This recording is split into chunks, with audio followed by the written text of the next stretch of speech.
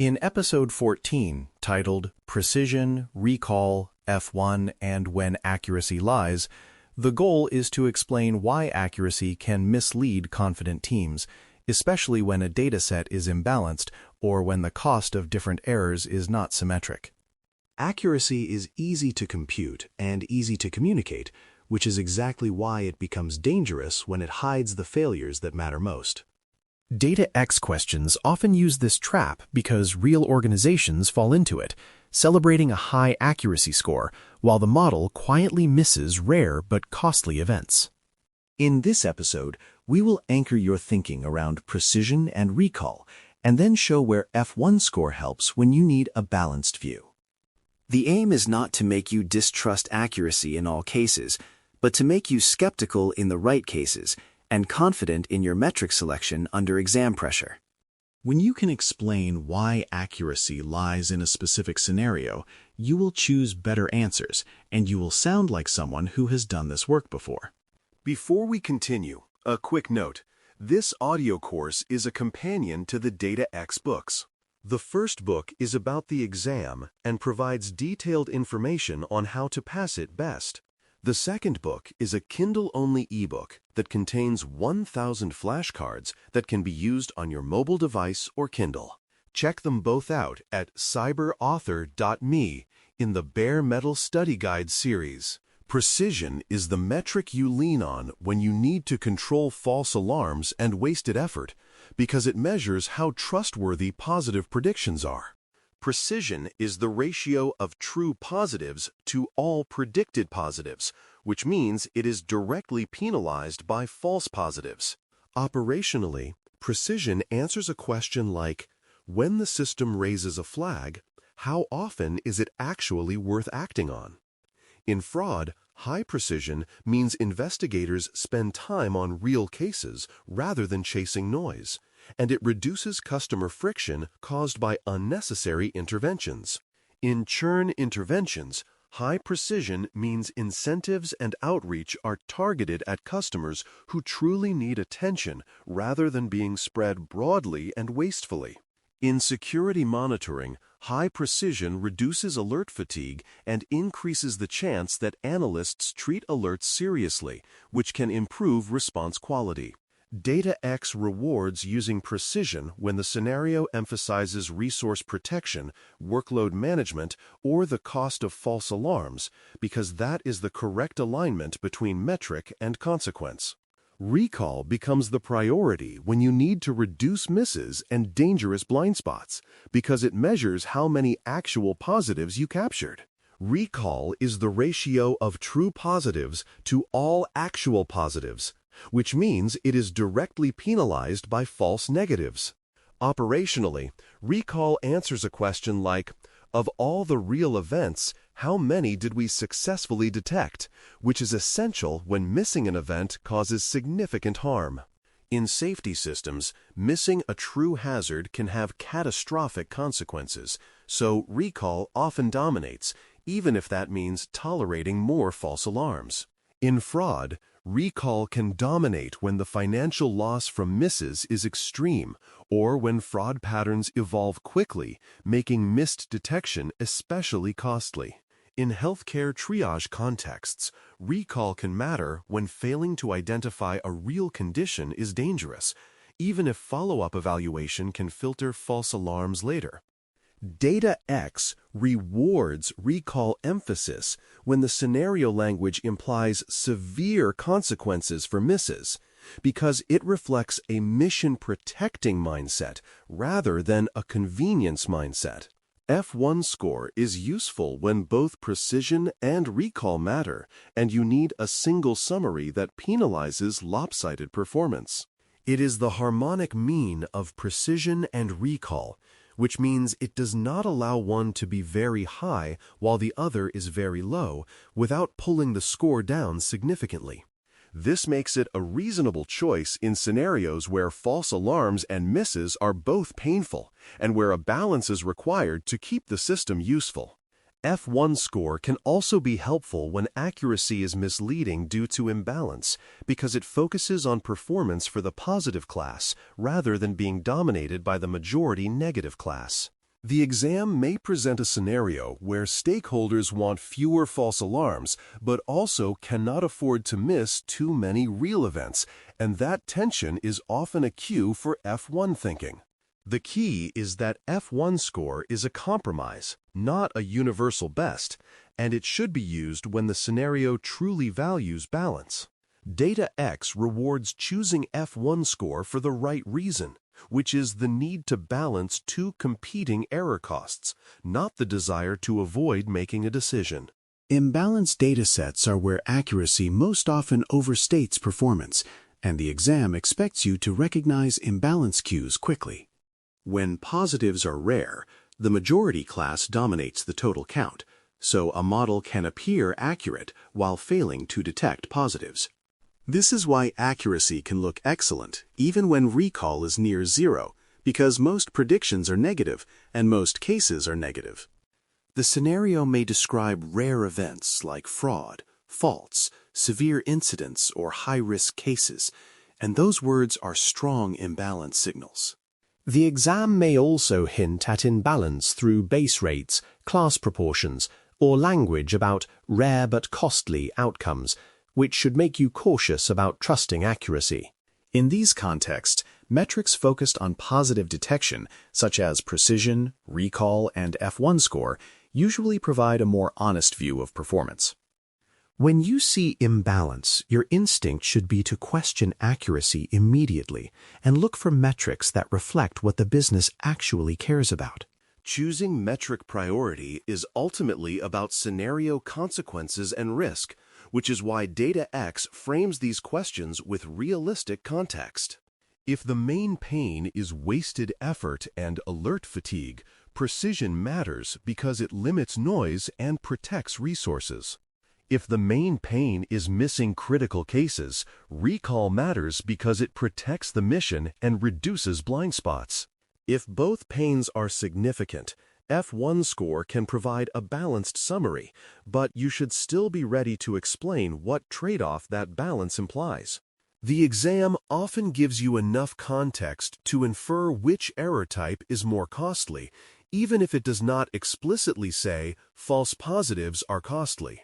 Phrases about limited staff, overwhelmed teams, expensive investigations, or customer friction suggest precision sensitivity, while phrases about safety, compliance risk, major financial loss, or severe harm suggest recall sensitivity.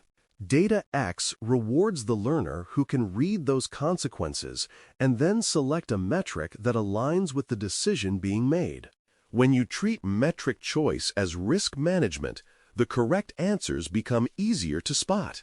Threshold tuning is the practical mechanism that trades precision against recall, and the exam expects you to understand that this trade is deliberate rather than accidental. A lower threshold tends to label more cases as positive, which often increases recall because you catch more true positives, but it can reduce precision because you also create more false positives. A higher threshold tends to label fewer cases as positive, which often increases precision because positive predictions are more selective, but it can reduce recall because you miss more true positives.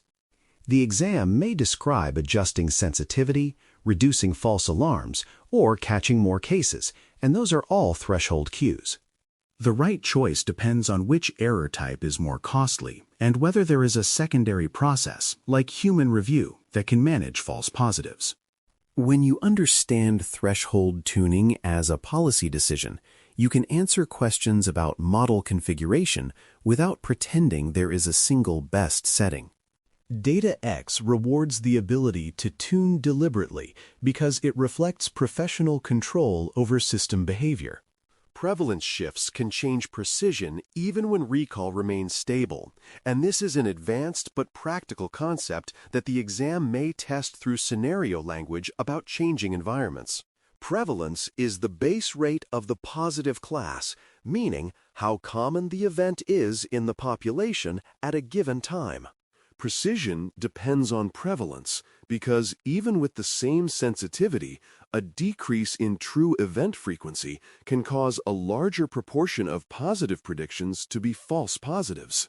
This is why a model can appear to get worse in precision when deployed in a new context, even if its underlying discrimination ability has not changed. The exam may describe a seasonal change, a shift in customer behavior, a new population, or a change in attack patterns, which can imply a prevalence shift.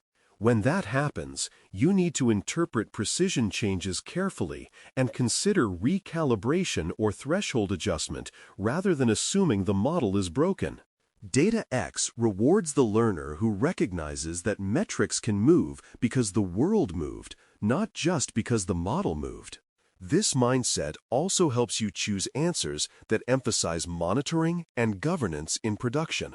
Comparing models requires consistent thresholds and consistent evaluation procedures, because otherwise the comparison is not fair and the numbers are not comparable.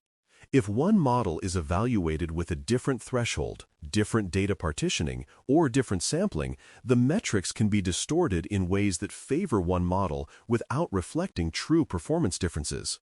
The exam often includes distractors that compare metrics across inconsistent setups, hoping you will accept the numbers at face value.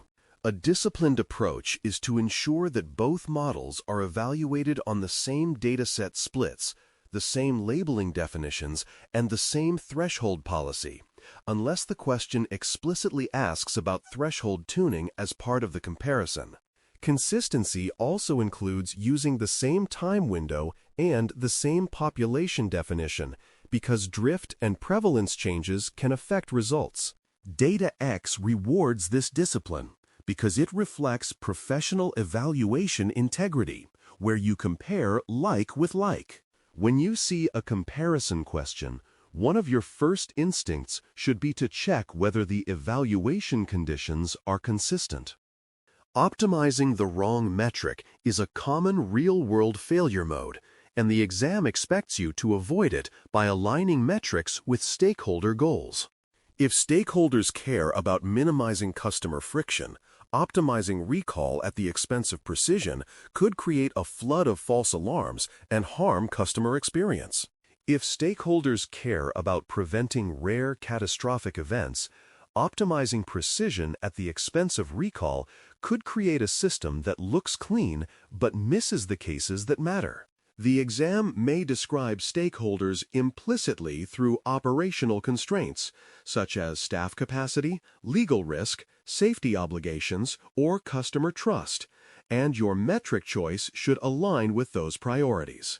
A common distractor is to optimize what is easiest to improve, such as accuracy, rather than what is meaningful for the decision. Data X rewards learners who keep the goal and harm model in view and choose metrics that support real outcomes rather than impressive dashboards. When you choose metrics as decision instruments, not trophies, you avoid a major class of wrong answers. Precision recall curves, often shortened as PR curves after you have said precision recall curves, are especially useful when positives are rare and costly because they focus on the trade between precision and recall across thresholds. In rare event problems, receiver operating characteristic curves can appear optimistic because they involve true negative rates that are dominated by the majority class, while precision recall curves keep attention on the positive class performance.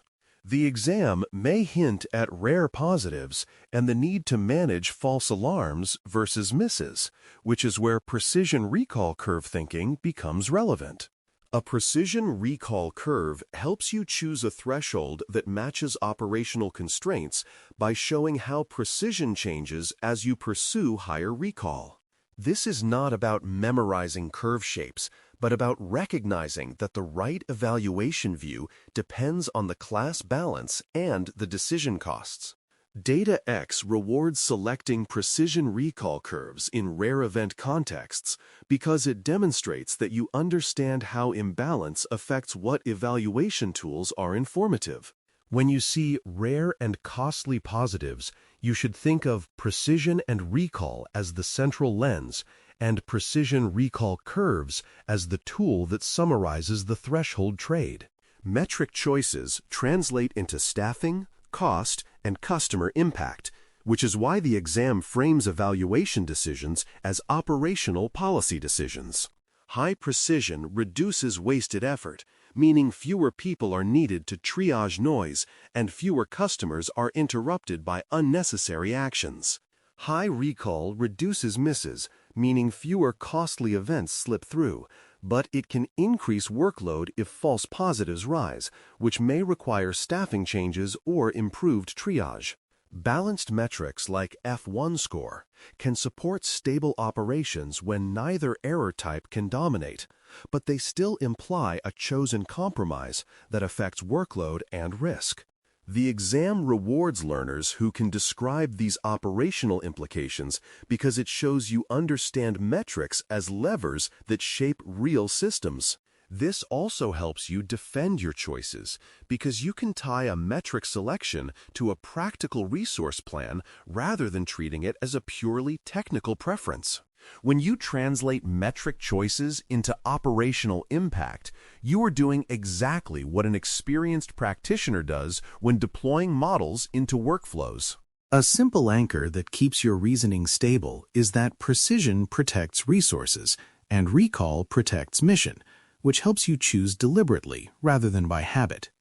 Precision is about the trustworthiness of positive predictions, so it protects analysts, budgets, customer patience, and operational bandwidth from being consumed by noise. Recall is about capturing real positives, so it protects the mission, safety, financial integrity, or strategic objective from being undermined by misses. Under pressure, this anchor gives you a quick way to connect a scenario to a metric priority without getting lost in formulas. It also helps you explain your answer because you can state whether the scenario is resource-constrained, mission-critical, or both, and then justify precision or recall emphasis accordingly. F1 score then becomes the tool you use when both protections are needed and the scenario does not allow one to dominate. DataX rewards this kind of crisp reasoning because it is consistent, defensible, and aligned with real decision-making.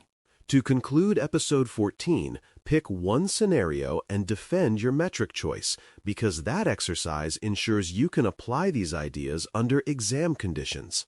Start by naming the dominant harm, such as wasted effort from false alarms or dangerous blind spots from misses, and then state whether precision or recall is the priority.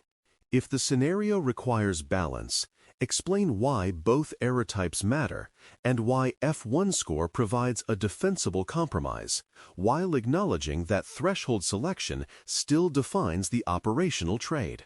Then mention how thresholds and prevalence shifts could influence the metric behavior in production, because that shows you understand evaluation as a living process rather than a static score. Finally, connect your choice to a practical consequence like staffing burden, customer impact, or risk exposure, because that is how the exam expects you to think. If you can do that clearly and consistently, you will handle questions about precision, recall, and the limits of accuracy with calm confidence and strong judgment. Thanks for listening. For more audio courses, daily newsletters, and more, please visit DailyCyber.News.